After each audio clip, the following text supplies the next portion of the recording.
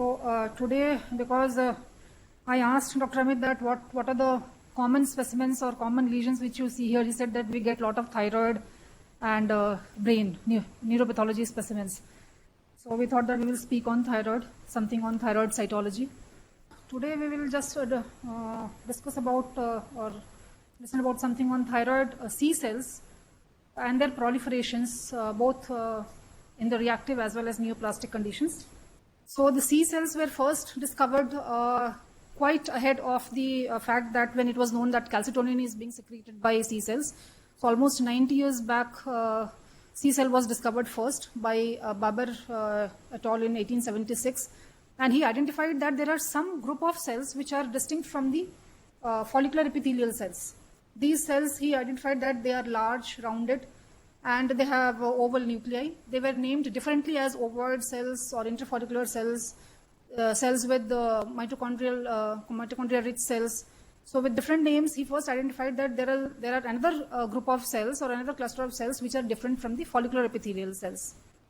And then later in 1932, Nonides et al., he identified that these cells are also stained by silver stains. So they contain the argyrophilic granules. Later with electron microscopy, it was known that these are cells derived from neurogenic origin or neural origin. Later, in 1967, it was that time when it was discovered that these cells also secrete calcitonin, which is one of the important biomarker in thyroid medullary cancers. And these C cells were identified in MEN2 syndrome in 1973 by Wolf et al. So as we know that these cells are derived from the fourth and fifth branchial pouch and they descend with the ultimobranchial bodies. They are mostly located at the junction of upper third and the middle third of the thyroid, usually more concentrated towards the lateral border. Different authors have tried to measure these cells. Some say that with the total thyroid mass, it is around 0.1% of the total weight of the thyroid or 2.4% of the total cells. And some people have also tried to count the number of cells in respect to the number of follicular cells, and they have shown that in humans it is 0 to 20 per millimeter square area. The C cells in normal conditions, they are stimulated by thyroid stimulating hormone. They secrete calcitonin in response of the level of serum calcium. So this is the major hormone which is secreted by these C cells. However, there are other hormones also, which are secreted in a very minor amount. Those are somatostatin, serotonin, and other neuropeptide markers. But they are very minuscule, very minor in amount. So the C cells have a major role only in knowing the progression of the medullary thyroid cancer. Their morphology is not very much important, but their identification in these tumors is more important. So these C cells, C cell hyperplasia have been defined over time by different authors in different manner. So earliest was that when they say that if you find cluster of 4 cells, they defined it as C cell hyperplasia.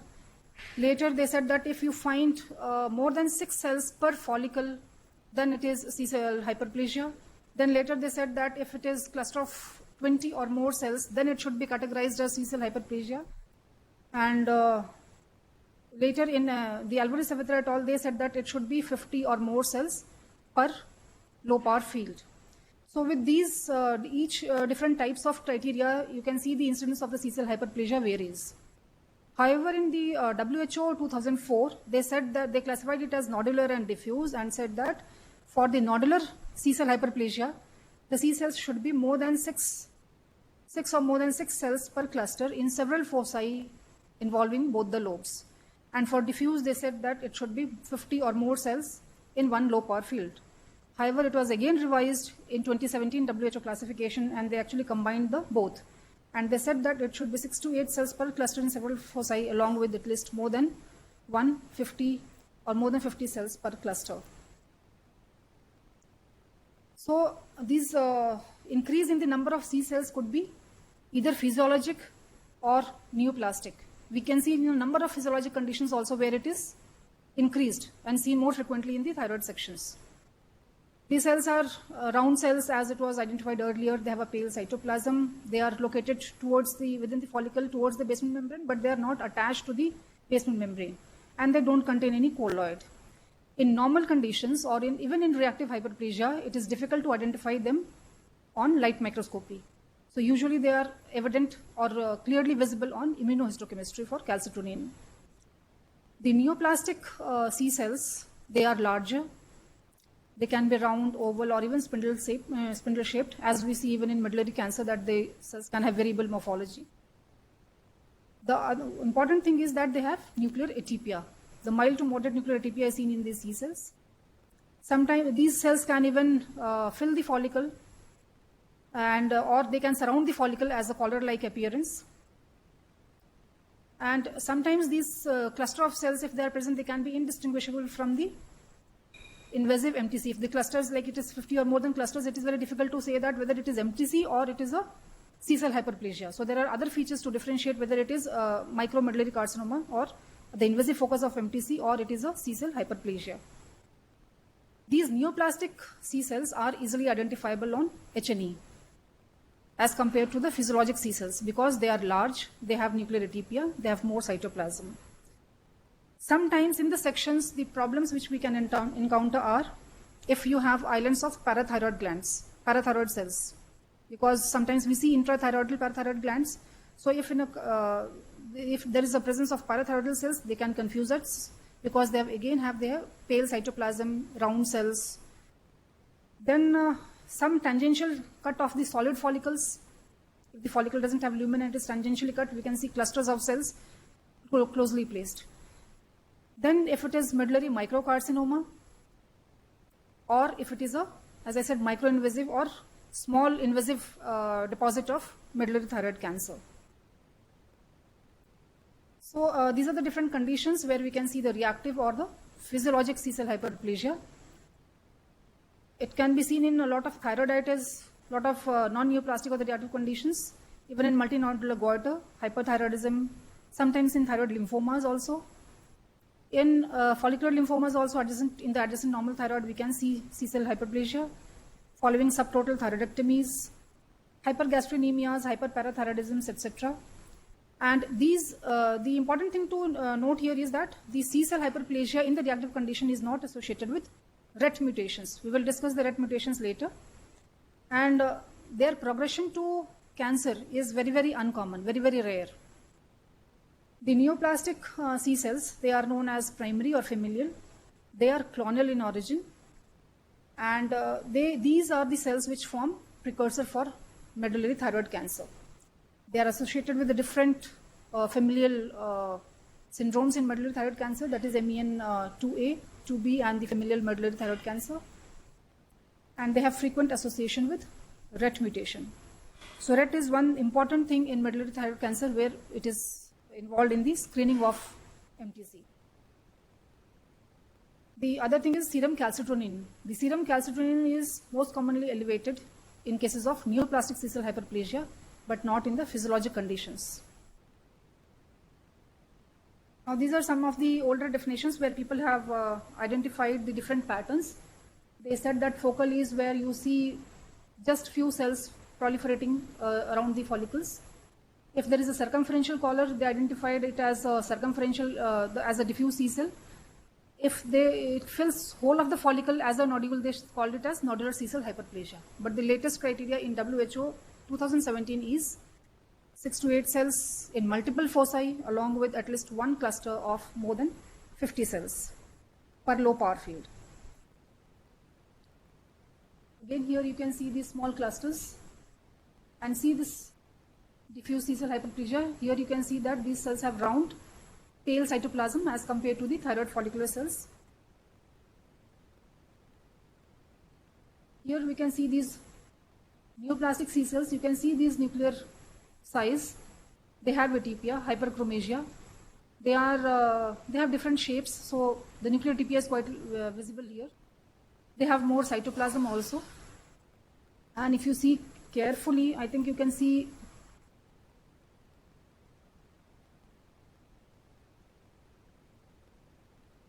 in some we can see even nucleoli.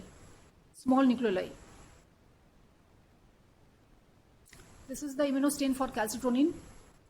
You can see that these are the follicles, the normal follicles, and we can see here the islands of the C cells.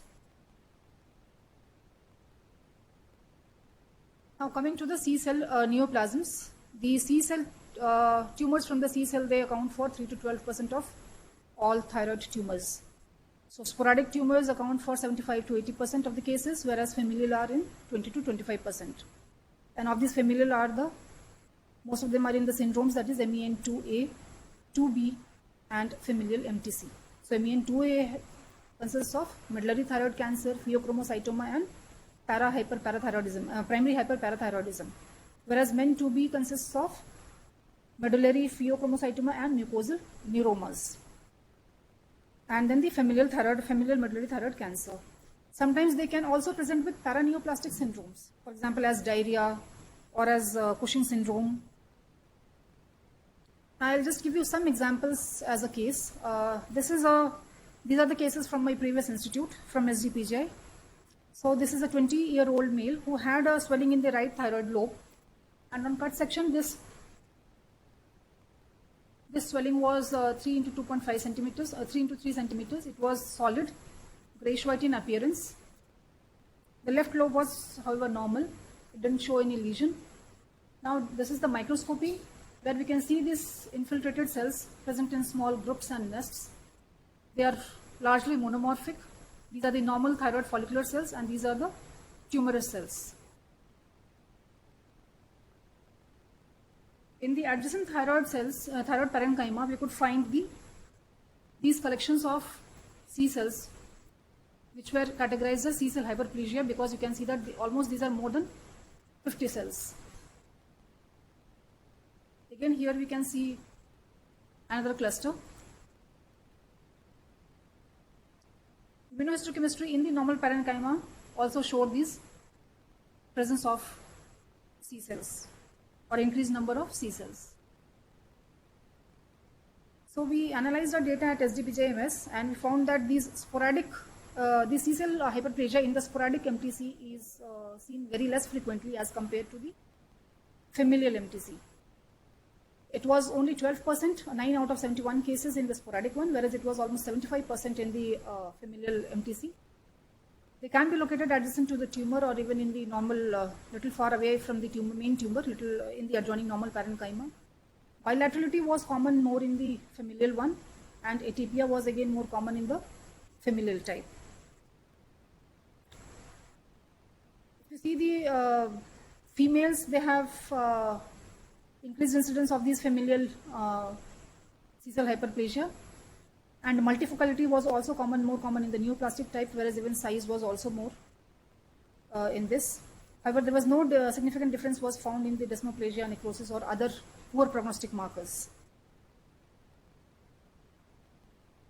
This is a different case, a case 2, where there was a 14-year-old female. She had a neck swelling for last 1 year, and she was just having diarrhea for last 6 months. She consulted the physician for the diarrhea. She had no other complaints like palpitation or sweating, no hypertension. So on examination again, she was found to have a solitary thyroid nodule in the right lobe. And ultrasonography showed that there were some calcifications in it, and the tumor was vascular. She was referred for FNA.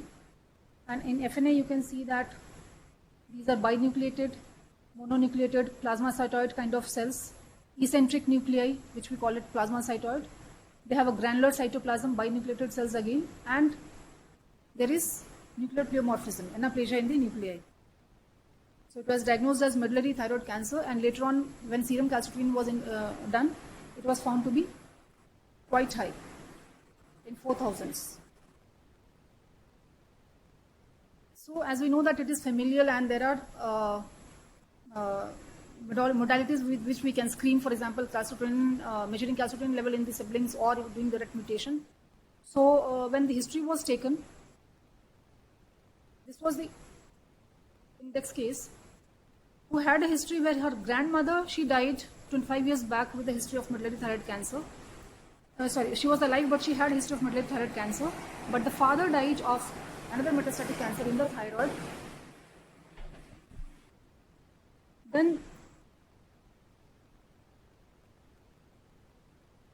this is all the siblings were tested for the RET mutation, which I'll show later, and they all had positivity for RET mutation codon 634. This index patient, she had that right thyroid nodule of 3 into 2.5 centimeters. This was again operated. These were the other investigations which were done. She was operated. I don't have the histopathology pictures of this, I think. And central compartment lymph node dissection was also done. Bilateral parathyroids were also given on the for frozen sections, so they were enlarged. We identified that these are parathyroid tissues, so then they were resected. Lymph node were also enlarged in the internal jugular area, so they were also again sampled on frozen section. It was confirmed that this is reactive. So there was no malignancy, no evidence of metastasis in any of these.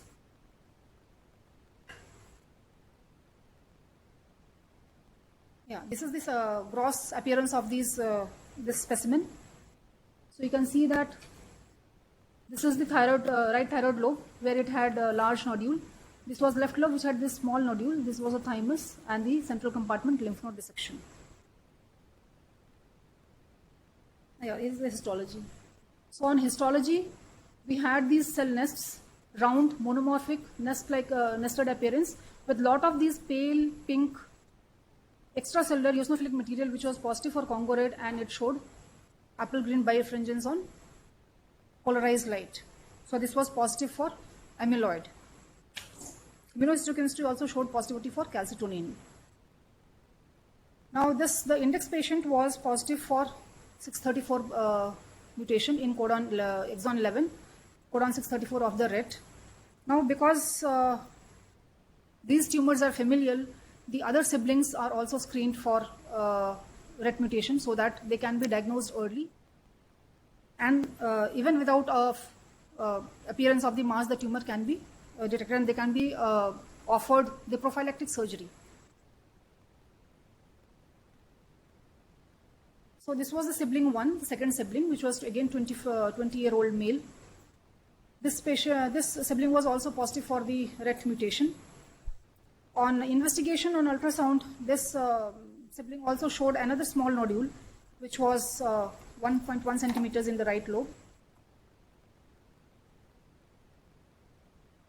Left lobe has another 0.7 centimeters. Then he was offered FNA. FNAC showed that again the right lobe, which was a larger nodule, showed a medullary carcinoma, whereas the left nodule showed a colloid nodule. The FNA from the left lobe was colloid. Other investigations like ionized parathyroid hormone was done, which was normal. To rule out the other components of the Amiens syndrome, the metanephrines and the normetanephrines were also done, and they were normal. So this patient sibling was counseled, and he was offered for prophylactic surgery. So this is the specimen which showed this small 1.1 centimeters thyroid nodule, and it was diagnosed as medullary carcinoma. The lymph nodes were reactive, parathyroids were enlarged, so it was given as parathyroid hyperplasia. Then the second sibling, or the third child in the family, was again positive for 634 mutation in the exon 11. This child was also investigated further and had thyroid nodules, which was multiple. The largest was 1 centimeters, around 1 centimeters, and calcitonin was, in both these siblings, the calcitonin level was normal. It was less than 55. 55 is the normal cutoff. So this is the FNA. Again, you can see the similar morphology. The eccentric cells, plasmacytoid cells, binucleated cells, granular cytoplasm, round nuclei. Here we can see some dark material, amorphous material on MGG, which is colloid, which is again stained for Congo red and shows apple green birefringence.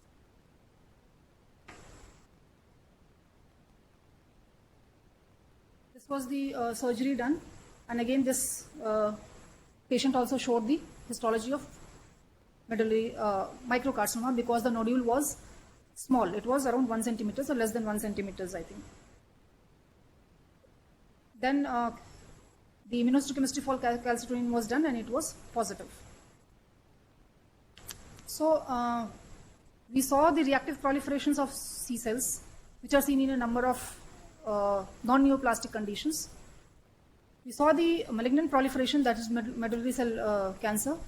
Then there are in between a group that is medullary microcarcinoma, which is very small and difficult to differentiate between the C cell hyperplasia versus a medullary thyroid cancer.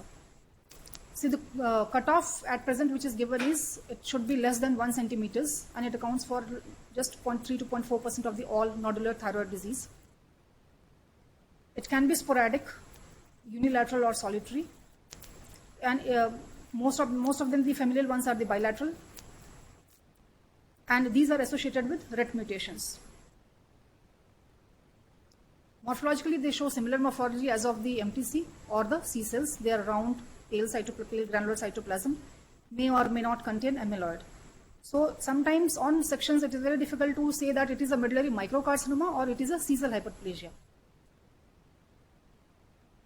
The features which favor a microcarcinoma, if it is more than 1 centimeter, fine, no problem. But if it is somewhere in the borderline or the gray zone area, if there is a breach in the basement membrane or there are presence of fibrosis, that is stromal dysplasia, if you see those small clusters of C cells around, there is fibrosis, then we are certain that we are dealing with malignancy, not with the reactive C cells. If there is presence of amyloid deposits also, then also we can say that probably we are dealing with the neoplastic proliferation of C cells. So this is one cluster, such cluster. You can see this, this is not very well defined. It is infiltrating between the follicles. Cells are large, but morphology is same as that of the other medullary thyroid cancers. So why these micromedullary carcinoma is important? Because although it is very small, but it has a lot of poor prognostic factors associated with it. And the most important of these are the lymph node metastasis. Even if it is less than 1 centimeter, even at 5 millimeters or 0.5 centimeters, it causes a significant lymph node metastasis. Even distant metastases have been found in almost 2 to 5% of cases. It can, even a microcarcinoma can show extrathyroidal extension, and sometimes it can be multifocal. When it is multifocal, the size of the largest nodule should be taken into account. And if we identify, the most important is if we identify the medullary microcarcinoma on slides, the patient has to be the patient sibling has to be offered screening, because we want to diagnose the other siblings or other family members who are suffering from this familial disease. So people have studied that the increasing size of the microcarcinoma or of this tumor is associated with more incidence of lymph node metastasis. The size, for example, people have found that if the tumor is less than 5 millimeter or just 0.5 centimeter, the incidence of lymph node metastasis is around 23%. However, if it reaches 1 centimeter or 10 millimeters, the incidence of lymph node metastasis increases to 37%. So the cutoff as 1 centimeter is still debatable, still controversial, because even if it is just 5 millimeters, we see significant lymph node metastasis. This table shows the difference of the frequency and the incidence of lymph node metastasis with increasing size. So as the size increases from 2 to 10 centimeters, the frequency of the lymph node metastasis increases. So even if it is small, it is a microcarcinoma, but it is associated with a lot of worse poor prognostic features. Now, this RET or the screening of RET mutations is very important, because it is a non-invasive test. You just have to take, because these mutations are germline, you just have to take the blood and test it. You don't need any invasive test for this. So once the index case is diagnosed as medullary microcarcinoma or regular medullary thyroid cancer, or even a neoplastic C cell proliferation, we can screen these siblings by just blood investigation. If they show these RET mutations, they can be offered prophylactic surgery.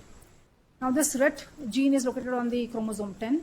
This is a kind of tyrosine kinase. It has a tyrosine kinase property. And these are the different groups of mutations which are seen in MEN2A. The most common is the 634, codon 634, which is seen in almost 40% of these MEN2A patients. Whereas in MEN2B, it is the SNINE18, which is the most common mutation in MEN2B.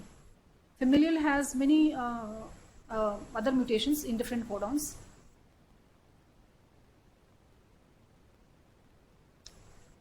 This slide just shows you the different risk associated with these different mutations like 533, 609. So you can see that the mutations in the 634 has high risk located in the exon 11, and it is associated with MEN2A and cutaneous lichen amyloidosis also.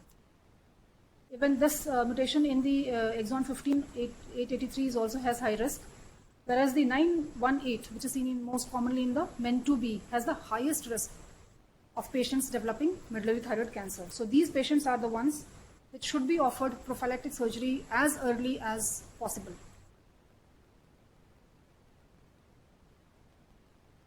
So the patients who have the highest risk in 918 codon, they develop medullary thyroid cancer as early as less than 1 year of age, and they develop lymph node metastasis by 2.5 years of age. So they should be, if we have any index case in the family, if the patient has this kind of mutation, they should be offered prophylactic surgery. These mutations, that is 634, it again develops medullary thyroid cancer by the age of 1 year in the 634. However, the rest other mutations, they develop by the age of 5 years. The distant metastasis and the lymph node metastasis appear later, whereas the low risk ones, they develop the malignancy in the second and third decade. So some of the recommendations are that if you identify the highest risk mutation of the RET gene, you offer the prophylactic thyroid surgery as early as 6 months of age, or at least preferably in the first month of life if it is detectable in other family members and if you have a small child. The type of surgery is always total thyroidectomy with central compartment lymph node dissection. But here it may or may not be associated with the central compartment lymph node because these are either high risk or low risk. So these mutations are important to stratify the surgical management in these patients. So just to summarize that the C cells, they are more important as a marker of tumor progression in medullary cancer. They can be neoplastic, which is also known as primary, and these neoplastic C cell hyperplasia are associated with familial thyroid cancer and different MEN syndromes. They can be readily identified by H&E, whereas the reactive ones need IHC to be detected. And they are seen in many non-neoplastic conditions such as thyroiditis or primary hyperparathyroidism, etc. All MTC should be looked for the neoplastic C cell hyperplasia in the surrounding thyroid parenchyma. And most of them have actually associations. If we see carefully the slides, the adjacent areas, we can find C cell hyperplasias in almost 90% of the MTCs. Neoplastics are, CCH are mostly multifocal. And if we find this either neoplastic C cell hyperplasia or a medullary microcarcinoma or medullary thyroid cancer, the family members of these patients should be screened by serum calcitonnin and RET mutation, because these are the two investigations which are non-invasive. Because these siblings or the family members who have the mutations positive, they will develop medullary thyroid cancer at some point of time, depending on the risk of the mutation. Even the C cell hyperplasia or the microcarcinoma is there, it requires early intervention. Thank you.